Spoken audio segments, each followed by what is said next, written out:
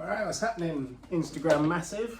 I'm just going to do this quick video on voodoo flossing because since maybe like the last year I've mentioned it to quite a few people, and every time I have to like try and explain it, and it's come up in conversation with another client and also with my osteo Emma today.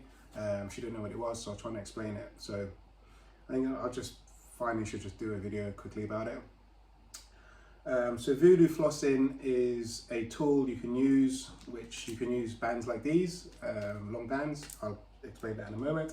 So it's a tool you can use to reduce scar tissue, reduce inflammation, swelling in a joint, improve range of motion, especially when you're recovering from injuries. So if we consider that, let's say you have a ligament injury or joint injury or tendon injury, what's called proliferation stage can take up to 2 years. So that is when the body's trying to lay down new tissue, and when it's trying to heal a joint or any form of healing or recovery, there is a degree of inflammation required.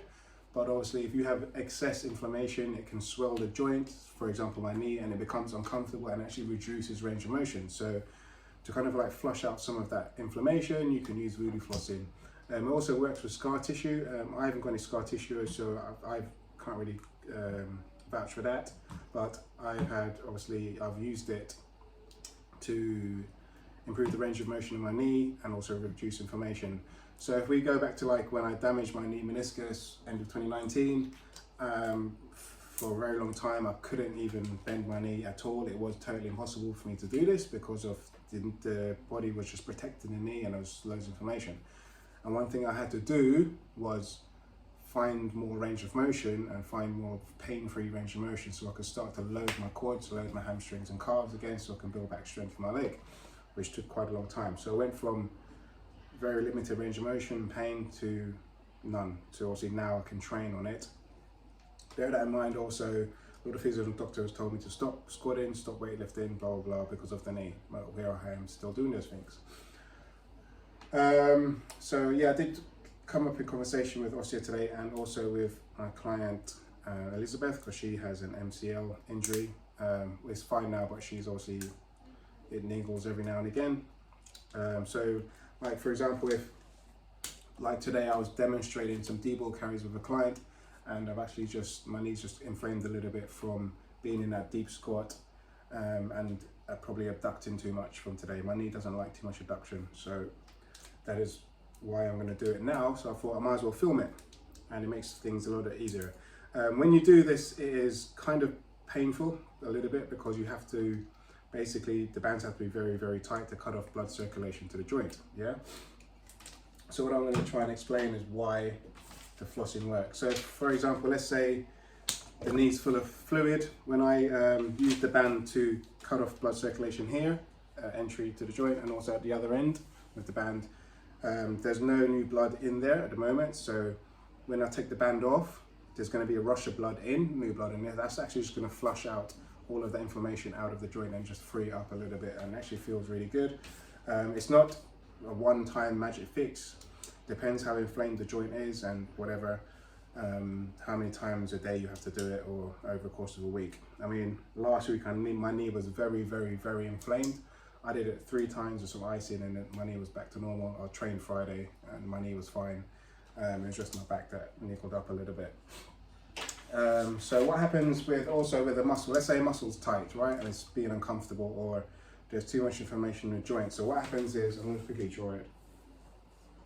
So if you can imagine, if you can see that, let's say that's where my hip is, and that is like close to my knee, and then down here is my ankle, right? So in that position here, that's what a tight muscle will look like, yeah?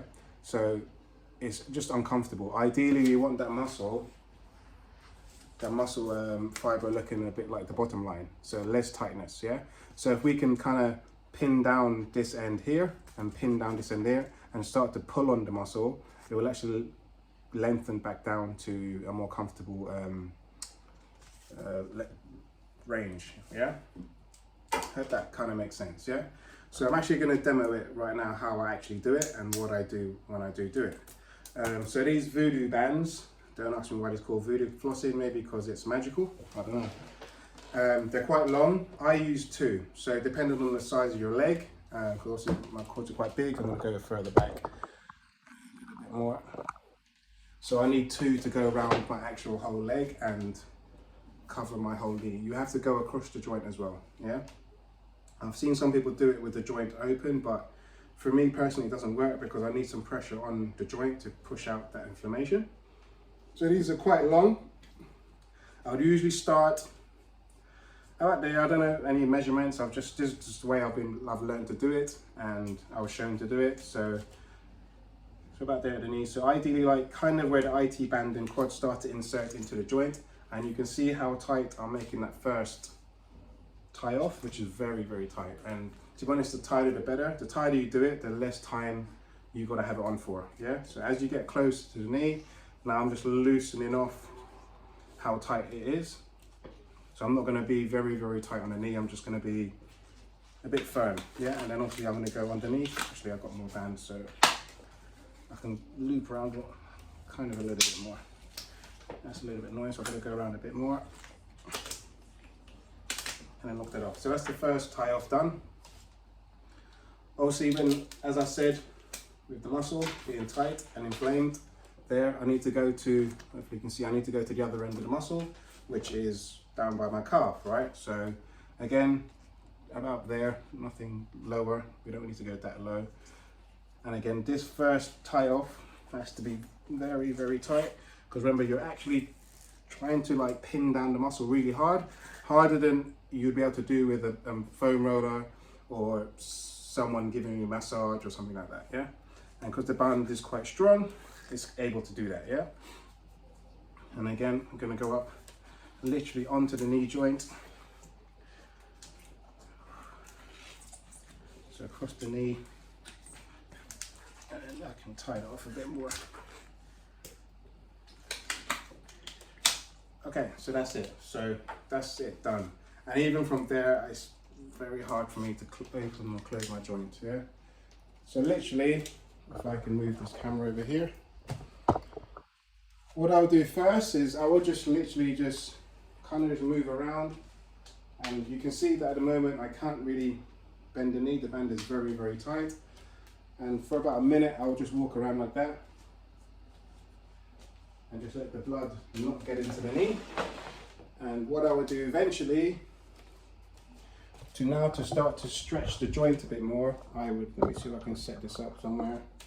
Hopefully you can see that. Yeah, that works. So what I'll do now is actually go through like a few sets of split squats.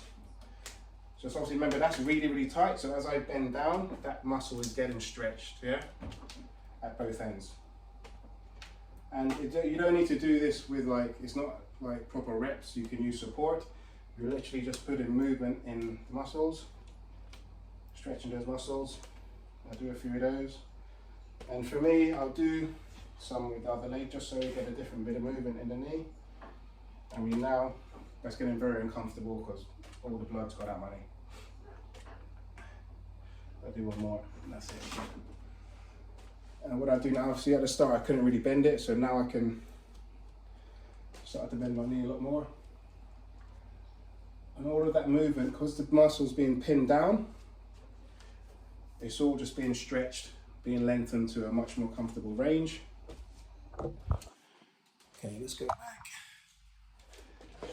And that's enough because I can feel that there's no blood in my knee. And then literally from that now, you just unravel it, just take it off nice and quick because, oh man, yeah.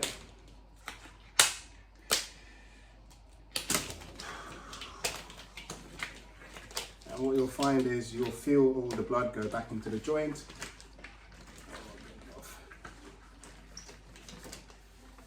And then usually I'll just give it a little massage, help the blood in.